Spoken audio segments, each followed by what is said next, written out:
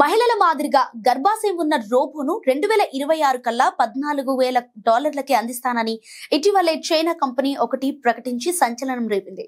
అయితే ఇది బోగస్ వార్త అని తరువాత తేలిపోయింది. కానీ కృత్రిమ గర్భాలలో పిండాలను పెంచే సాంకేతికత భవిష్యత్తులో అందుబాటులోకి వస్తుందని ఖాయంగా చెప్పవచ్చు. ప్రస్తుతం ఇది ప్రాథమిక దశలోనే ఉంది. ఈ దశలో మహిళా గర్భంలో పాక్షికంగా పెరిగిన పిండాన్ని కృత్రిమ గర్భసంచికి తరలించి ప్రసవ దశ వరకు ఈ గర్భాశయంలోనే పెంచడం సాధ్యమవుతోంది. ఇక అమెరికా, జపాన్, నెదర్లాండ్స్ లలో ఈ ప్రయోగాలు సఫలమయ్యాయి కూడా. పాక్షికంగా కాకుండా పూర్తిగా మహిళా గర్భాశయం వెలుపలే పిండాన్ని కృత్రిమ గర్భసంచిలో పెంచే రోజు ఎంతో దూరంలో లేదు.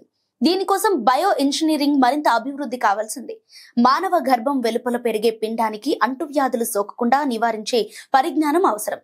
సో కృత్రిమ గర్భసంచి సాంకేతికత విరివిరిగా అందుబాటులోకి వస్తే దేశాల్లో విస్తరించిన అద్దె గర్భాల మార్కెట్ తల్లకిందులవుతుంది.